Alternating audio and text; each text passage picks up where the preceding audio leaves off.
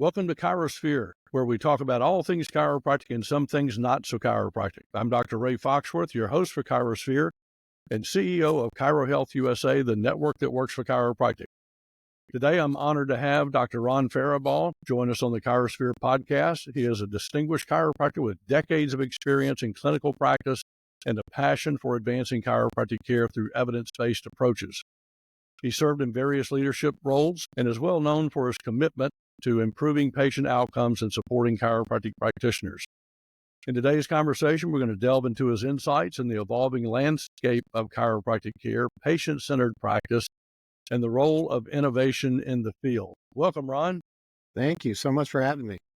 So before we get started, we're going to learn a lot about what you do and what you've done. But as Simon Sinek says, I think it's important to know people's why. I mean, let's face it, you could just practice, see patients, go home, and at the end of the day, call it a good day. Right. But you have certainly, that's not how you've spent your time. So what is it that's motivated you to be involved as you are at so many levels? Well, that's an interesting question. I think what happened to me early on in my career, I wasn't involved at all.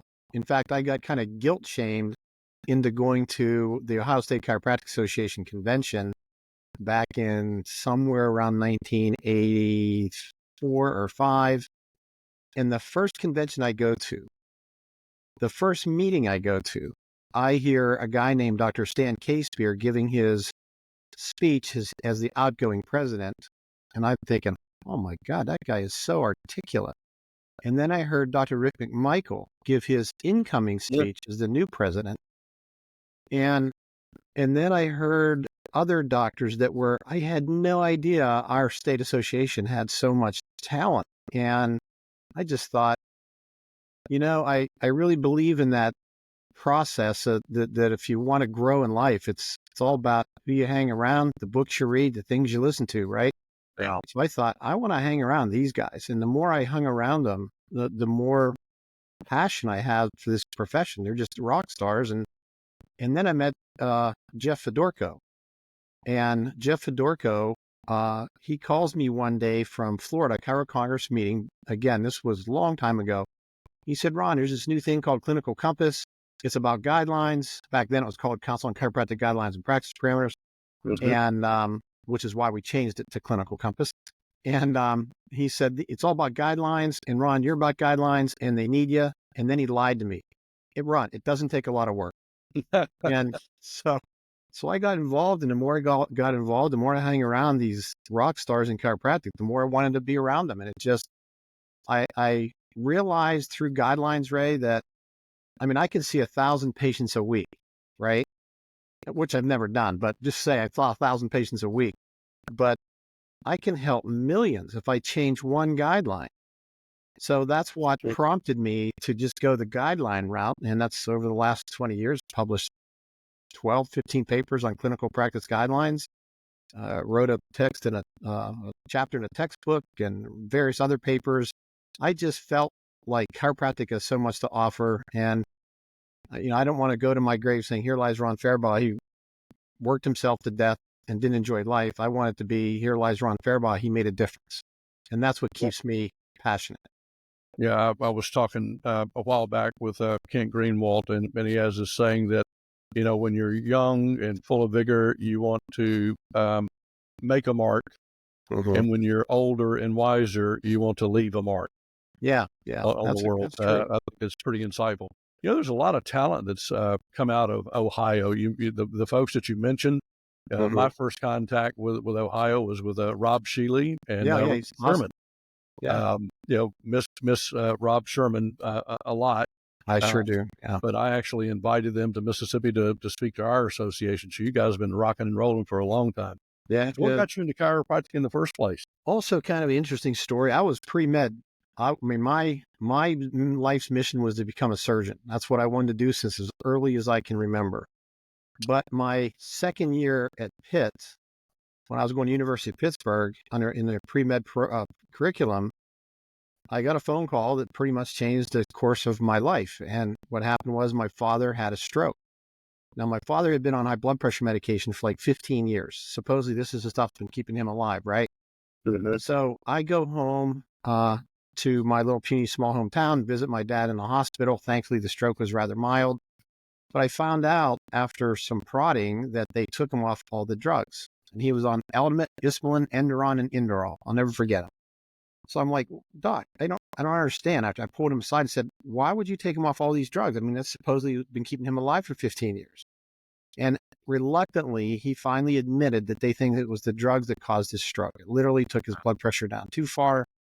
And so he had a mild stroke, hypotensive, occurrence. And so I went back to Pitt's Pharmacy Library and I looked all those drugs up, and I didn't know it at the time, but you were not allowed being in Pitt's Pharmacy Library unless you're a pharmacy student. Here I am, second year undergraduate. I'm in there and I've got all these books around me, and I sit down with these two guys sit down. I said, what are you doing? I said, I'm looking up these drugs. Said, why are you looking up these drugs? Well, because, and I told them a story about my dad, and I found out each drug just relieved a different symptom of his blood pressure. One worked on his brain, one worked on his heart, one worked on his kidneys, one took water out of his system, right? So I just thought this idea of playing whack-a-mole with drugs and symptoms, it didn't make any sense to me. And before I knew it, another guy sat down, and he was the one of the professors in the pharmacology program. And then I met the dean of pharmacy. We're sitting there having this big conversation about drugs, and the question they can never answer for me was, does anybody know what's going to happen to a person's body when you just randomly, seemingly throw these drugs in there? And they finally admitted after about 2 hours that no, they can't predict it. In fact, they don't even test for it. And I got so disillusioned, and I knew I wanted to stay in the healthcare field, but I started looking around because medicine just made no sense anymore to me. And I went to a podiatrist, saw what he did, and thought, yeah, I'm not doing that. And then I went to a dentist, and I went, I'm definitely not doing that. One end to the other. Yeah. And then I went to one of the places I visited was a chiropractic office. And I saw that guy taking down people's blood pressure with an adjustment in the office while they're in there. I went, okay, how does that work? And he explained the theory of the nervous system and innate intelligence, the nervous system and the spine. And man, it just clicked. It just made sense to me. So I went home and announced, okay, I'm going to be a chiropractor against the wishes of my family because we were very strongly medical at that time. And I have never looked back. I have had a wonderful career with the exception of a few moments of administrative stress. I have loved my career every minute of it. Yeah, and not everybody in healthcare can say that. It's interesting you mentioned about the downside of taking those meds. We had a brilliant instructor in chiropractic college, Dr. Delta Geyer. I think this guy had like 3 different PhDs, and he used to work for the pharmaceutical companies, and he became frustrated with all the problems medications were solving. And he shared this term with us, drug debt. And what he meant by that is there's not a drug that you take that you are not going to pay for it in some shape, form, or fashion. It might not be immediate, but over time, it's going to cause some end organ disease. The other thing that's always perplexed me about that model is we basically treat our bodies as a petri dish. There is no research that shows when you combine, amlodipine, metoprolol, hydralazine, all in the same person, how they're going to act or how they're going to feel. Yeah. And so, I mean, there just isn't any science to support it. What has been encouraging to see, though, in the pharmaceutical world, I'm not exposed to it a lot, but now you're starting to see pharmaceuticals based on the person's genetics, because there are people that are fast absorbers, slow absorbers, don't absorb it at all. And so, hopefully they get a little more evidence-based in what's being done to take care of patients. Yeah. So what are some of the most significant changes you've seen in chiropractic since you've been involved? If you had to say, boy, these are the top 2 things that, wow, I can't believe that happened. Well, I lived through the Wilkes suit, and getting that favorable motion or decision by Judge Getzendanner in 1987 was certainly a monumental moment in time for chiropractic that we hope was going to move the needle forward towards more acceptance in chiropractic. But that's one thing. The other thing was this massive push towards evidence and research. I mean, when we were first in practice in 1982, all we had were practice managers. And I'm not knocking practice managers. I mean, many of them are still my good friends. Yep. But back then, they didn't have any research. They didn't have any clinical guidelines.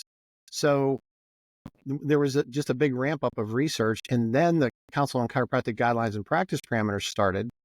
The first paper release was Jay Triano, and everybody was just massively in an uproar. Oh my God, this is the end of chiropractic. He was trying to tell people how to practice. And it turned out it wasn't that way, of course. We knew it wasn't that way, but there was this release followed by angst, followed by acceptance. And all of a sudden, even the most hardened critics of CCGPP became donators to CCGPP. They realized that we're in a war and evidence is our best weapon. And that's still true today as it was 20 years ago, 22 years ago when I got started with CCGPP. And it's been a monumental shift. And I think that's why we've made inroads in the VA and the DOD and hospitals and every place else. Yep. It was also interesting to see when the Mercy guidelines came out. I remember our state said, "Oh, have mercy." Yeah.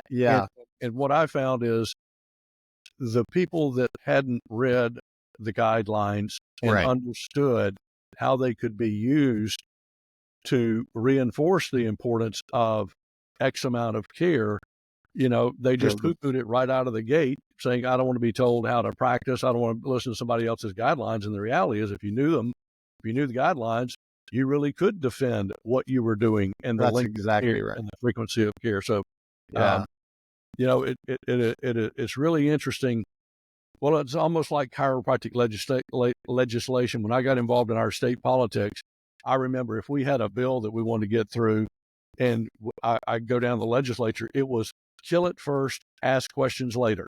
Yeah. That was the approach of the State Medical Association. Yeah. And unfortunately, I think a segment of the population within chiropractic have looked at guidelines that way. It's, well, kill it first, ask questions later, versus let's ask questions about it and see how it might help support what we do and make the argument that the care is valid and it should be reimbursed.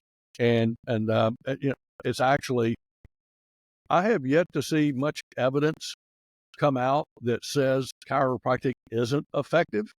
Right. And so a lot of me says, embrace it. I mean, it is often what validates what we've been saying for years. That's exactly right. There's so much research now. I mean, so why do you think evidence-based, or that term, isn't embraced in all corners of chiropractic? Well, not to get too controversial, and I don't mean to be divisive at all, so please don't take this the wrong way, but there is chiropractic, a close colleague medical professional, his viewpoint of chiropractic was chiropractic is two professions acting as one.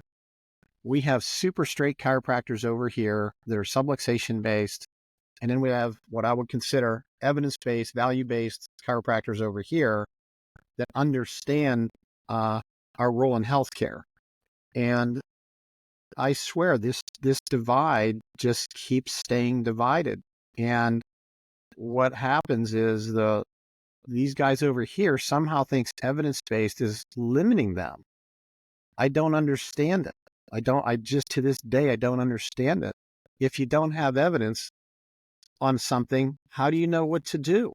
I mean, if you had 4 different therapies to choose from, one was rated A, one was B, one was C, and one was D, well, why would you choose D first, right? Yep. The only reason somebody would do that is because they're not aware of the research that says, no, A works better. So there's no reason to fear evidence. It's not limiting what we do. But the people way over here somehow just feel threatened or don't want the people over here to practice under this full scope of their license in whatever state they might be in. These guys over here don't care if these guys over here limit themselves to subluxation, but the guys over here in subluxation land really have a hard time, and I just don't understand the divide, and it doesn't have to be that way. And I just live and let live. I mean, practice the way you want to practice, as long as it's legal, ethical, and moral within the state board of your state. Yeah, that same scenario could be played out in our country's politics. I mean, it's like, you can believe what you believe, I can believe what I believe, but if I believe this way, do what you want to do, but when you get to the point where you say, well, I want to do what I want to do, and you can't do what you should be doing, it's not our profession, Yeah.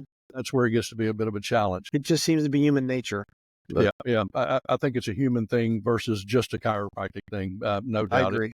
I And agree. let's face it, to be a chiropractor, you got to be a bit of a renegade anyway. And what a renegade's not like, being Yeah. told what to do. Yeah, exactly. It's looking over their shoulder. So it's Yeah. kind of the nature of our collective beast. Yeah. So I want to dig a little bit more into this because I talk to a lot of doctors in a lot of different camps, and Mhm. um, I try to remain Switzerland, Right. and I'm more of a big tent guy. Though interestingly enough, when I joined a group of 13 MDs in a spine center in the development of that center, Mhm. man, did I get attacked by my colleagues. It's like Really? I've sold out to the medical profession. But I want to dig a little bit more into some of the things that I have heard said about evidence based, and hopefully unpack it a little bit to where people at least begin to think about it and how it might benefit the practice. So because there isn't yet research to support all that we do and see Mhm. clinically, doesn't mean that we don't have great outcomes with a given condition. It's at a minimum anecdotal evidence when we see it in our clinics. Right. Um, and, it's what's considered the lowest level of clinical evidence. What does it take for anecdotal or clinical evidence to finally reach the level of evidence based? And then let me finish the part of that I think is Mhm. important. When you have doctors that say, well, I've got this anecdotal evidence and clinical evidence, but it hasn't reached evidence based guideline level, does Mhm. that mean I should stop doing what I'm seeing that's effective, Mhm. even though it's at this point anecdotal and Right. just clinical? Maybe the research just hasn't caught up with Mhm. what were the mechanism Right. and the Right. fact that it's effective. Because if you think about that in a large sense, that's exactly what happened to chiropractic. The quote establishment poo-pooed chiropractic. There's nothing, they're quacks. There's no evidence. But lo and behold, over time, the evidence has borne out. And had we stopped doing what we were doing because we didn't have that kind of evidence? So how do we straddle that, Ron? Right. Good question.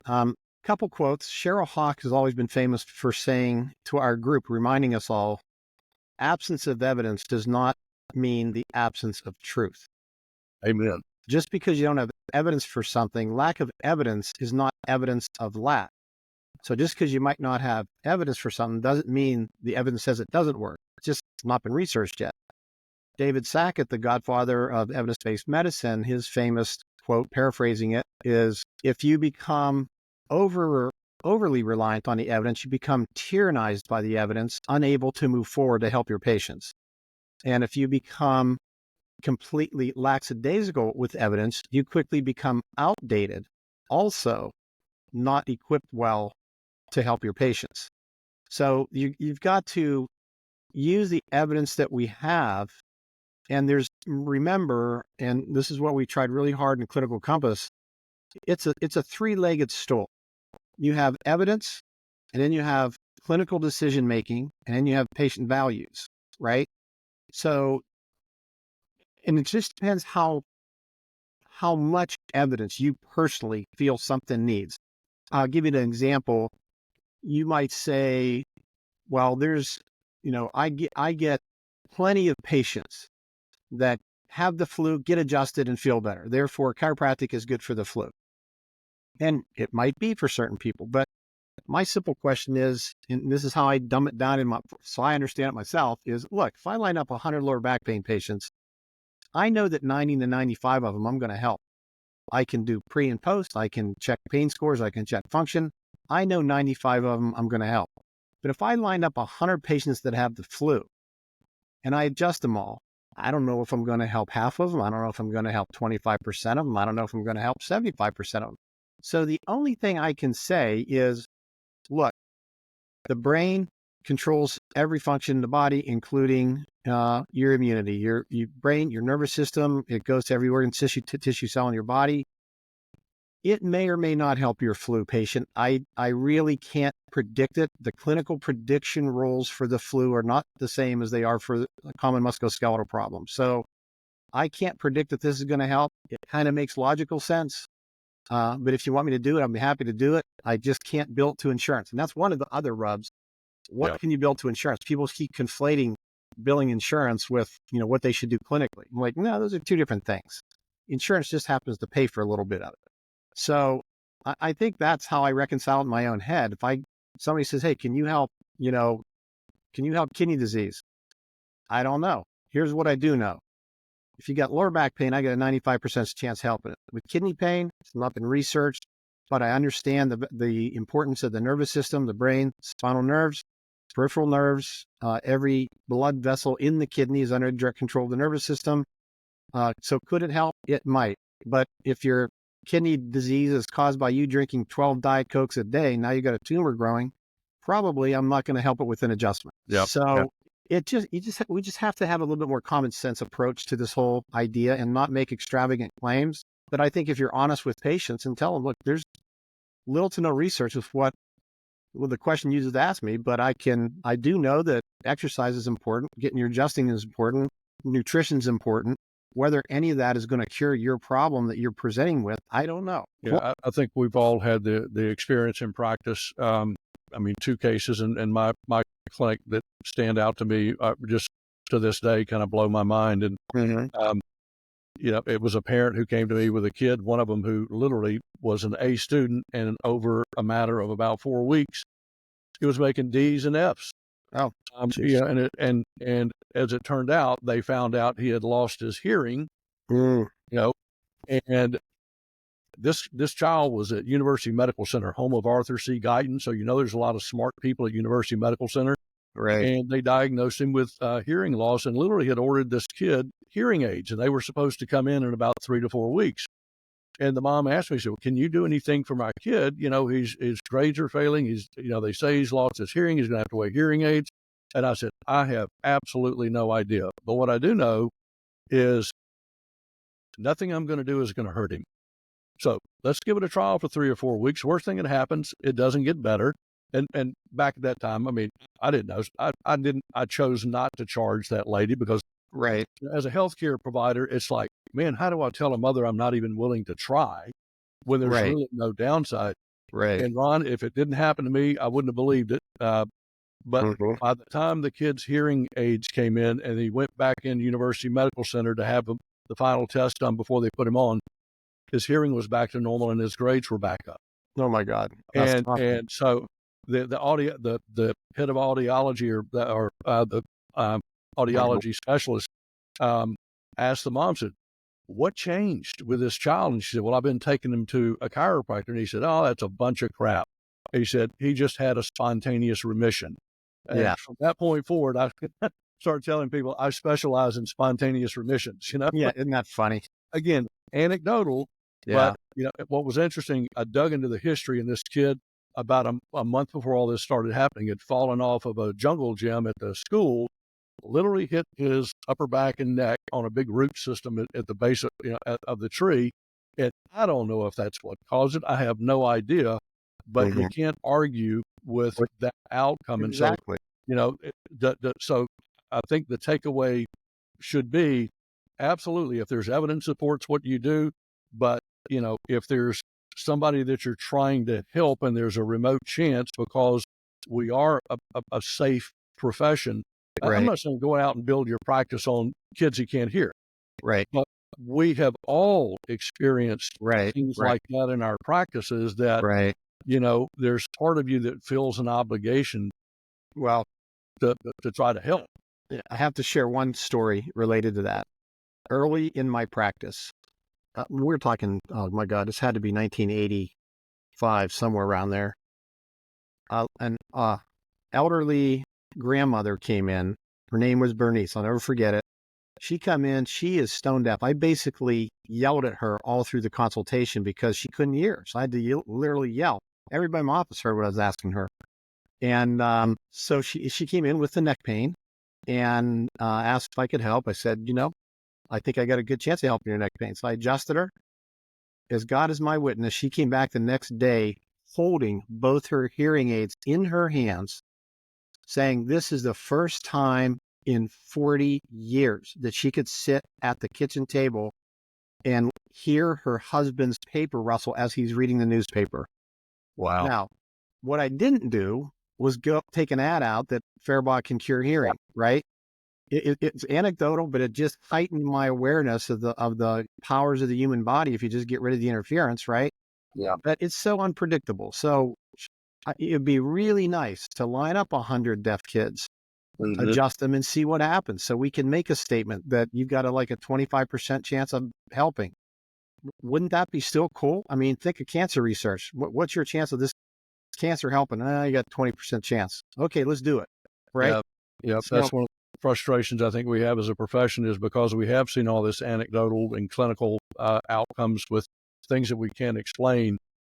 Man, I wish we had the power of like a big pharma behind us where we could research these things. And again, for those that aren't familiar with Clinical Compass, our company donates to it. And if you want to ever see research that supports everything we do, doctors, we don't have big pharma to fund it. It has to come from our profession. So there's my pitch for go to the Clinical Compass website and donate. Thank you. That's the only way we're going to make it happen. Yeah. All right, hang tight while we take a quick break to hear from our sponsors. Welcome back to our podcast with Dr. Ron Farabaugh. I'm really enjoying this conversation, Ron. You know, I've told folks one of the things I enjoy about doing these podcasts, and I never thought I would, it seemed like one more thing to do is, I run into guys like you and several of our colleagues at events, and we get 5 minutes, 10 minutes in between meetings, things like that. You never really get to go deep with them. So I'm really enjoying this conversation. I know we've connected in several different ways over the years, and but again, we just don't tend to have the time to go deeper. So you've worked in both clinical practice and in leadership roles. I understand, the medical director for basically physical medicine and rehab for a company. How did you, as a chiropractor, end up being the medical director of a physical medicine rehab and over PT, OT, and massage? Good question, because I never envisioned that for my career. That's for sure. I always thought I'd be that 99-year-old chiropractor that croaks as he's given his last adjustment over a patient, right? Well, God had a different plan. After 40 years of being a clinical chiropractor, I was stubborn.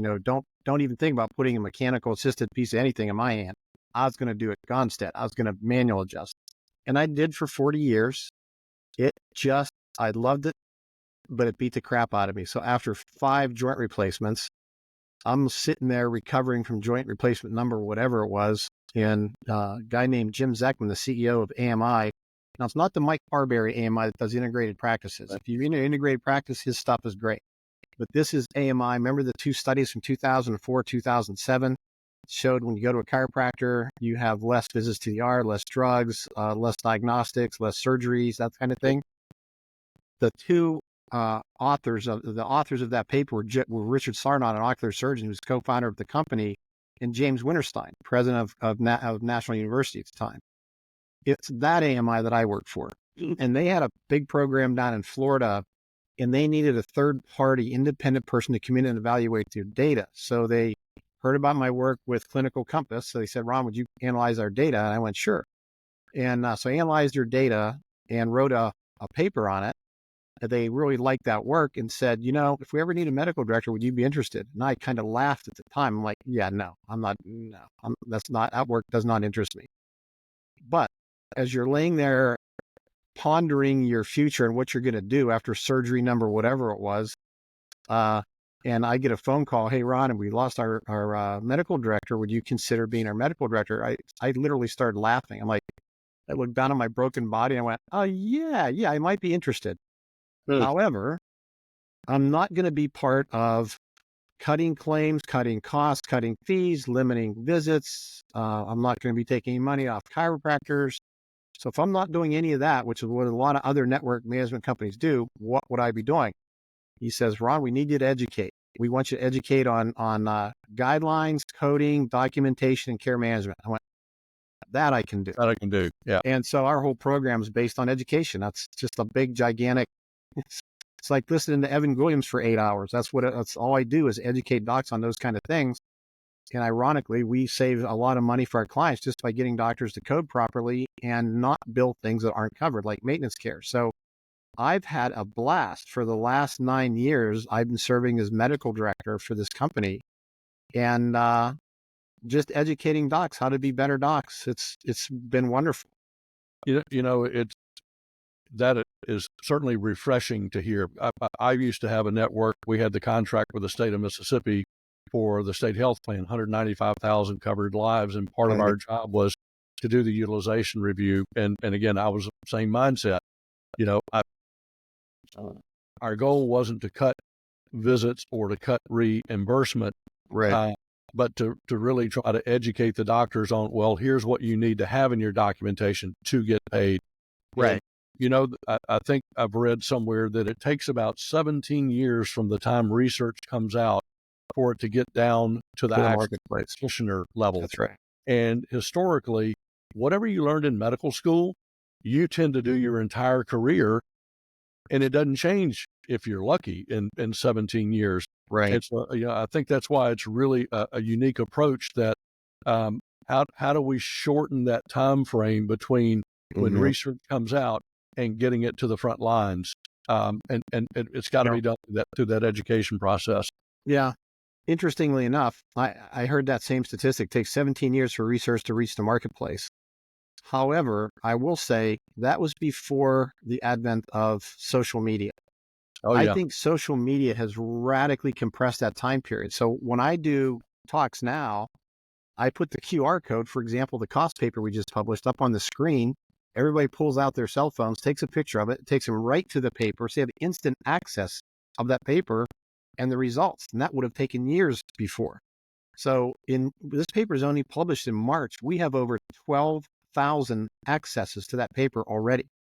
So there's only 60,000 chiropractors. So that's pretty good. That's pretty good penetration. Yeah. So it's shortening, but it just takes, the other thing it takes, Ray, is, and thanks for that question, it takes wanting to be aware of the literature. And a lot of chiropractors are, and I certainly understand this because I was the same way for a long time. They're so busy just working in their practice that they forget the Michael Gerber principles of you got to work on your practice too. And part of that working on your practice is remaining current in your field of study. But you got to want to do that. It's just not going to magically just pop in your head. You got to go seek it out. No doubt. So earlier this year, I know you're one of the authors on the cost effectiveness study of chiropractic care. Kind of give us the highlights of what were the findings of that? Sure. And how was that conducted? Yeah. Well, first off, I hear it from other people, mostly in the medical world. Well, that's just another cost effectiveness paper. No, it's not just another cost effectiveness paper. This was a systematic review that started with us reviewing 2,247 research papers. You know how long it takes to read 2,247 research papers? That's why it took this team over 18 months to get this thing published. So we called down that 2,200 papers down to 44 of the most high quality papers that we could find. And we asked, the research question, is chiropractic management versus medical management for common musculoskeletal conditions more cost effective? And so we took papers dating back to 1991 through 2020, I believe it was, and 2020 through 2022, somewhere in that date range. It's in the tables, but no, I'm sorry, 1991 through 2017 and 2018 through 2021. And what we found was the majority of the papers were very supportive of chiropractic. And what kind of cost did we look at? We looked at total cost, episode cost, compensation cost. So we looked at the total overall cost. So we looked at several different cost factors of U.S. patients. And the reason we picked the United States, because there are a lot of other cost papers that we had to exclude because they're not in the United States. But the payer systems in other countries is so different than ours that we felt we had to exclude those so we could compare apples to apples. And so we only picked the United States papers. We excluded certain conditions. We only looked at musculoskeletal spine pain because that was the number one reason chiropractors treat these patients. So we excluded tumors, fractures, things like that. And so what were the results? The results were very clearly, when you go to a chiropractor, you reduce downstream services and costs. Now, get used to that term, downstream services. What are those? Advanced imaging, opioids, ER visits, hospital days, surgery, invasive injections, things like that. Yeah. So, exactly. So, when you look at the downstream services and their associated costs, obviously, by choosing chiropractors, costs go down. But the second most important thing we found was, and I hope this term catches on, who you go to first matters. No doubt about it. And we found the earlier you go to a chiropractor, the more dramatic the savings. So our conclusions were payers need to really reconsider access to chiropractors. And you need to reconsider and get rid of medical gatekeepers, pre-authorization, high copays, high deductibles, The barriers high to kick. documentation requirements. All that should disappear and make it easier for patients to access a chiropractor. In fact, you should be financially incentivizing a patient to go to a chiropractor. And this is the number one thing that I hope people can kind of imagine this. The biggest mistake that like legislators make or decision makers make at the payer level or the employer level is they tend to look at a budget, and they look at chiropractic as one line item on that budget. We call that single financial modeling, where you're looking at one line item on a budget. Say they're paying $30 million for chiropractic, and you think, well, for me to lower this to $20 million, I just got to raise the copay, raise the deductible, reduce the number of visits, whatever, transfer more financial responsibility to the patient. What they're not considering is that one line item affects 6, 8 other line items in the medical world down below it, right? Related to, again, advanced imaging, opioids, drugs of all kind, emergency room visits, surgeries, in-hospital days, referrals to specialists, injections. All that increases when you decrease access to chiropractic. And we call that dynamic modeling. So when you're taking this paper to a legislator, you've got to make sure you educate them to the fact that you just can't look at a line item on a budget. This one line item is going to affect 8 other line items. So increasing the budget for chiropractic, you're going to see at least a 3-to-1 return on your investment. You're going to see a significant decrease in the dollars spent in the system on medical care. Opioids alone, I mean, opioids has a great societal effect, right? No doubt. So it's important to lower opioids, but opioids are cheap. I mean, you could eliminate opioids clean out of the system and barely move the needle of cost. However, when you start reducing ER visits, surgeries, and hospital days, that's where we chiropractors save the system millions, in fact, billions of dollars. So society, there's so much research now, they can't ignore it forever. But we chiropractors need to take this. We have this great tool, right? This weapon. If a lot of chiropractors don't pick that tool up and start running to the enemy, we're not going to change anything. But we got to be strategic in who we take it to. We have a PowerPoint. If anybody wants to go out and educate anybody over this, the Clinical Compass is making some tools, a PowerPoint that you can basically tailor to your own office and name. So you're the one delivering this PowerPoint, right? We have flyers, one-pagers, summaries, and we will meet with you one-on-one to go over how to explain each slide if you're going to have an important meeting with a payer. But our knee-jerk reaction as chiropractors is we want to take it to the payers. It's a waste of time. I mean, half the payers' book of business is at risk, the other half is not. Half the time they're just serving as administrative service organization, an ASO. Yeah, they don't care about the cost. They get paid an administrative fee to manage the plan. However, who does care? Imagine this scenario, Ray. Say you as a patient, or you as a doctor, you know a patient is a union rep, a union boss, union president, whatever. Get a meeting set with that person so you can explain the benefits of chiropractic to he and his members. Yeah. And explain to him why there should be no copays, no deductibles, easy access, liberal benefit, cover acute and chronic pain, cover both, not just acute. And then the union, if they understand the benefits to their members, they go to the employer and say, okay, here's the new union contract. We want chiropractic, and we want no copays, no deductibles, no gatekeepers, no pre-auth, And then imagine the employer going to a major insurance company and saying, all right, we want to hire you to administer our plan, or we want you to oversee the network. But when it comes to chiropractic, we want no copays, no deductibles, no this, no that. That's how it changes. That change the plan design. Exactly. Yep. Exactly. Critical. A couple of things you mentioned I want to key in on. First of all, I don't know any chiropractor that wouldn't like to see more patients and would like to see the barriers to care eliminated, Right. and better reimbursement. Right. And for those of you that may not be a member of ACA or ICA, unfortunately, I think the numbers are about 25% of the profession belong to either group, and only about 50% of doctors belong to state associations. And the reality is, try as they might, and they do great work, but 75% of the population in chiropractic is sitting on the sidelines, and we wonder why we can't make change.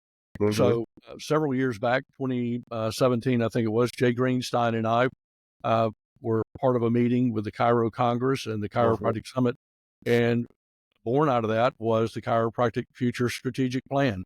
Right. And the idea is it is not an association, it is not a membership group, but it's a group of concerned chiropractors that did a survey of the entire profession. Some 4,000 responded about what we wanted our future to look like.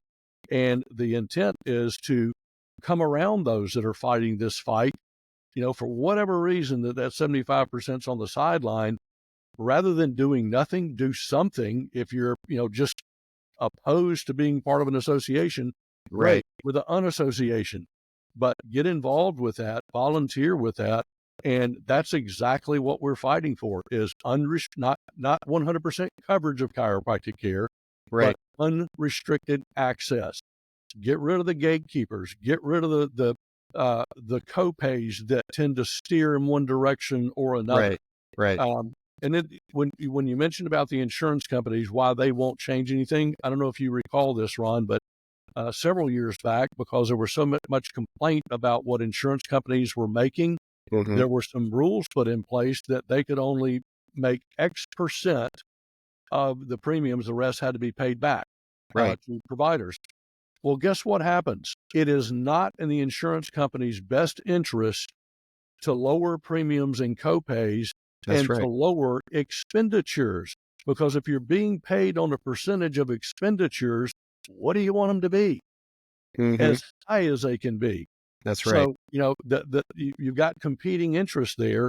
And I 100% agree. Until you get to the legislators, which are the decision makers, and the people that are pushing for change at the union levels, at the employer levels, you're not going to see this change. Knocking on Blue Cross, Aetna, and Cigna's door is a complete waste of time, because it's not in their financial best interest. And so, we need people that are going to get involved in help getting that message. I think it's a wonderful resource that you guys have. I'd like to have it myself. I'll send it to you. But I mean, and I want to share one other thing with docs. Get out of your comfort zone. If you're worried about building and growing your practice, I can tell you with 100% certainty that the more I got out of my comfort zone and I was willing to go speak to this group and that group and to the orthopedic group and to a hospital group, scared the bejeebers out of me at the time because I'm a young kid fresh out of school. But that one thing positioned me as an expert in their community, and ends up, fast forward, I end up being the chairman of the State Board of Health and being involved with the Spine Center with 13 MDs. How'd that happen? Because I got out of my comfort zone and I said yes to going and doing something that I was completely uncomfortable with. So that's right. Docs, you got the tools. They're being provided for you. You'd love to see more patients from those groups, from the unions, from certain factories. Go talk to them. Show up. Just say yes. So I've got some just for fun questions, Ron. Sure. Who's your hero and why? Who's my hero and why? Well, I don't know if I can call just one out, but I got to say, I know Jay probably gets embarrassed every time I do this, but Jay Greenstein, there's been several sentinel moments in the clinical compass. One was Cheryl Hawk. One was Jay Toronto when he published that first paper. And then when Cheryl Hawk got involved, the amount of publications skyrocketed. And then Jay Greenstein got involved, and it took the clinical compass and made it more of a business model, not even business like a profitable business, just made it more organized. Jay brought a level of organization that didn't exist before. And Jay just continues. I mean, he's an extremely bright guy, and he he can handle multiple businesses because he's so incredibly organized. And I just watched Jay do what he does.